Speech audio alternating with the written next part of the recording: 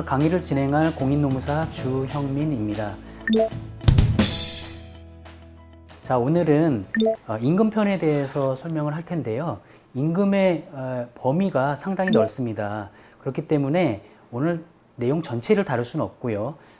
중요한 두 가지 부분만 살펴보겠습니다. 먼저 임금명세서 교부 의무에 대해서 살펴보겠고요.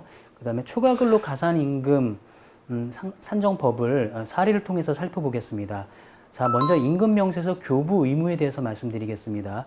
자, 이제는 사용자 여러분께서 근로계약서뿐만 아니라 임금명세서도 임금 지급일에 근로자에게 교부를 해야 할 의무가 생겼습니다. 자, 근로기준법이 이미 개정이 됐고요. 올해 11월 19일이 시행일입니다. 따라서 올해 11월 19일 이후에 도래하는 임금 지급일에는 우리 사용자분께서 근로자에게 임금명세서를 정확히 교부해야 합니다. 만약에 교부하지 않았거나 임금명세서에 적은 내용이 부정확할 경우에는 500만 원 이하의 과태료가 부과가 됩니다. 따라서 상당히 주의를 요합니다. 근로기준법의 내용을 살펴보면 기존의 근로기준법 제48조에는 임금 대장만 규정이 되어 있었는데요. 이제는 임금명세서에 관한 내용이 추가가 됐습니다. 한번 찬찬히 읽어보겠습니다. 근로기준법 제48조 제2항 사용자는 임금을 지급하는 때에는 근로자에게 임금의 구성 항목, 계산 방법, 그리고 임금의 공제, 내역 등을 적은 임금명세서를 서면으로 교부하여야 한다. 이렇게 규정을 하고 있습니다. 자, 말씀드렸듯이 임금명세서를 아예 교부하지 않거나 교부를 했는데 임금명세서에 적힌 내용이 부정확할 경우에는 500만 원 이하의 과태료가 부과되는 상당한 불이익을 입게 되므로 우리 사용자께서는 만전을 기하실 필요가 있겠습니다. 임금명세서 교부 의무를 위반한 경우를 두 가지로 나누어서 살펴보겠습니다. 먼저 임금명세서를 아예 교부하지 않은 경우, 자, 이때는 1차 부과 금액을 기준으로 과태료가 30만 원 부과가 됩니다. 그리고 교부는 했으나 기재사항 중 일부를 누락했거나 또는 사실과 다르게 기재한 경우에는 20만 원이 부과가 됩니다. 불이익이 상당하죠. 그렇기 때문에 사용자께서는 좀 주의를 요한다고 말씀드리겠습니다. 자, 이 개정안에는 임금명세서의 서식까지 들어있는데요. 한번 이 서식의 내용을 중심으로 살펴볼 텐데요. 반드시 이렇게 해야 된다는 것은 아니고 이건 하나의 작성 사례라는 점을 먼저 말씀을 드립니다. 자, 임금명세서의 맨 위를 보시면 지급일이 나와 있습니다. 그리고 근로자의 인적사항을 기재를 하시고요. 그 밑에 세부 내역이 나와 있습니다. 왼쪽에는 지급 항목, 오른쪽에는 공제 항목이 나와 있습니다. 자, 지급 항목에는 매월 지급되는 임금 항목과 그다음에 그렇지 않은 임금 항목을 구분해서 표기를 해주시면 좋습니다. 매월 지급되는 임금 항목에 예시로 기본급, 연장근로수당, 가족수당, 정근수당, 식대가 있었고 이거는 사업장의 상황에 따라서 임금 체계에 따라서 기재를 맞게 해주시면 되겠습니다. 그렇게 해서 지급액의 총 합계가 나오겠죠. 그리고 오른쪽에 공제 내역을 살펴보면 공제 항목에 주로 근로소득세나 그 밖에 4대 보험료에 해당하는 내용들을 기재를 해주시면 됩니다. 자, 그러면 공제액의 또 합계가 나옵니다. 여기서 지급액 합계에서 공제액 합계를 차감하면 실수령액이 나오게 됩니다. 자, 여기까지는 기존의 임금명세서를 교부한 사업장에서도 아마 이 정도는 기재를 하셨을 겁니다. 자, 그런데 이 밑에 부분이 이제 중요합니다.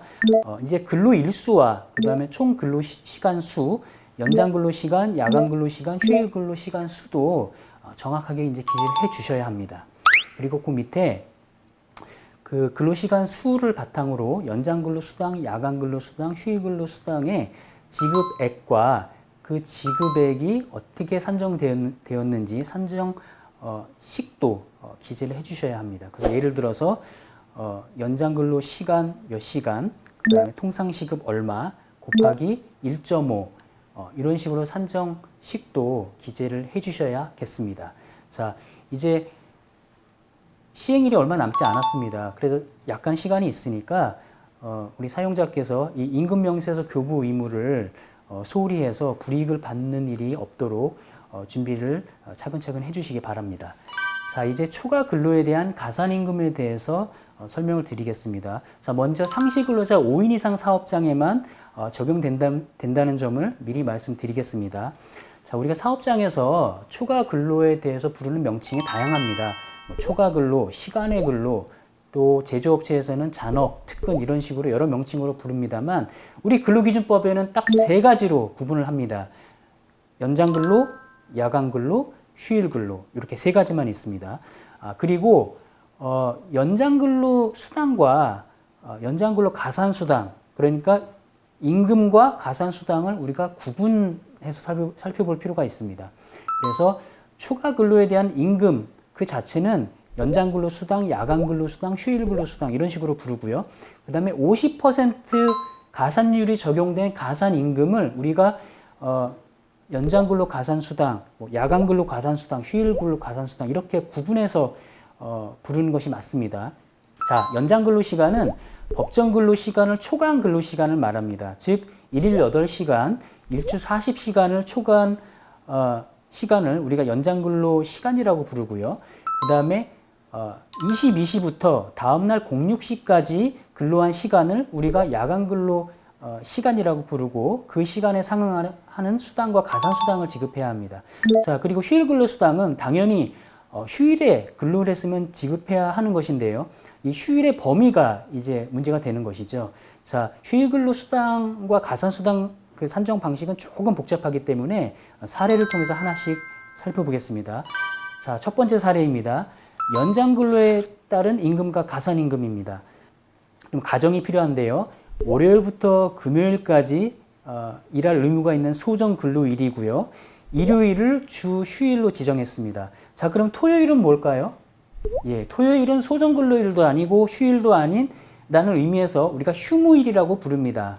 자, 무조건 토요일에 일했다고 해서 가산수당이나 뭐 연장근로수당이 지급돼야 되는 것이 아닙니다. 토요일은 휴일이 아니라고 했습니다. 그렇기 때문에 휴일근로수당이 지급되지는 않지만 월요일부터 금요일까지 하루에 8시간씩 주 5일 일했다면 주 40시간을 채운 셈이죠. 자, 그러면 주 40시간을 초과해서 토요일에 4시간의 추가 근로를 했기 때문에 자, 이 토요일 4시간 추가 근로는 연장근로 시간이 되고 이 4시간분에 상응하는 연장근로 수당과 그 다음에 50% 가산수당까지 추가로 지급해야 합니다. 자, 정리하면 토요일 4시간 연장근로에 해당하는 수당과 그 다음에 4시간의 50% 시간으로 따지면 2시간이겠죠. 2시간분의 통상임금을 가산수당으로 지급해야 합니다. 자, 두 번째 사례입니다. 두 번째 사례는 휴일근로 수당과 가산수당을 살펴볼 텐데요. 앞에 가정과 마찬가지로 월요일부터 금요일까지 소정근로일이고요. 토요일은 휴무일입니다. 일요일은 주휴일이고요. 자, 이때 일요일에 11시간을 근로를 했습니다. 자, 그러면 먼저 일요일은 우리가 주휴일로 정했기 때문에 일을 하지 않아도 지급되는 주휴수당을 지급해야 합니다. 그렇죠. 자, 그리고 일요일에 11시간을 근무했습니다. 그렇기 때문에 11시간에 상응하는 휴일근로 수당을 지급해야 합니다. 자, 그러면 50% 휴일근로 가산수당은 얼마를 지급해야 할까요? 자, 잘 들으세요. 조금 복잡합니다. 8시간을 기준으로 해서 휴일 근로가 일일 8시간 이내라면 50%만 가산합니다. 자, 그런데 8시간을 초과한 근로시간에 대해서는 100%를 가산합니다. 자, 여기서는 11시간 휴일 근로를 했기 때문에 8시간에 대해서는 50%, 3시간에 대해서는 100%를 적용합니다. 자, 그러면 합해서 총 7시간 분의 통상임금을 휴일근로 가산수당으로 지급하면 되겠습니다. 자, 이거 이해되시죠? 자, 세 번째 사례로 넘어가겠습니다. 이제 야간근로에 따른 임금과 가산임금인데요. 앞의 상황과 가정은 똑같습니다. 그런데 소정근로일은 화요일에 11시간을 근로했습니다. 자, 이때 이제 지급해야 되는 수당과 가산수당을 살펴볼 텐데요. 먼저 8시간을 초과했기 때문에 연장근로 시간이 3시간 해당이 됩니다. 그래서 3시간분의 연장근로 수당과 그 다음에 연장근로 가산수당 50%를 적용을 해야 합니다. 그래서 연장근로 수당과 연장근로 가산수당을 지급한 상황에서 자, 이 사례에서는 21시부터 24시까지 그 추가 근로를 했습니다. 그런데 야간 근로 시간대는 22시부터입니다. 따라서 22시부터 24시까지 2시간분에 해당하는 야간 근로 가산 수당을 추가로 지급해야 합니다. 자, 정리하면 연장 근로 수당 지급하고 연장 근로 가산 수당 지급하고 또 중복해서 야간 근로 가산 수당 50%까지 적용해서 지급해야 합니다. 자, 그러면 저한테 물어보실 수 있어요. 자, 야간 근로 수당 그 자체는 지급하지 않아도 되느냐? 자, 이걸 지급하게 되면 중복 지급이 됩니다. 왜냐하면 연장 근로 수당 지급할 때 이미 3시간분의 연장 근로 시간에 해당하는 그 임금을 지급을 했지요. 따라서 야간 근로 수당은 중복해서 지급하지 않고 야간 근로 가산 수당 50%만 중복해서 지급하면 되는 것입니다. 자, 이렇게 해서 우리가 임금 부분에 대해서 좀 중요하다고 생각되는 임금 명세서 교부 의무와 그다음에 초과 근로에 대한 가산 임금과 가산 수당에 대해서 살펴보았습니다. 자, 오늘 제가 준비한 내용은 여기까지고요. 아무쪼록 오늘 이 짧은 시간의 강의 내용이 여러분에게 조금이나마 도움이 되었기를 바랍니다. 고맙습니다.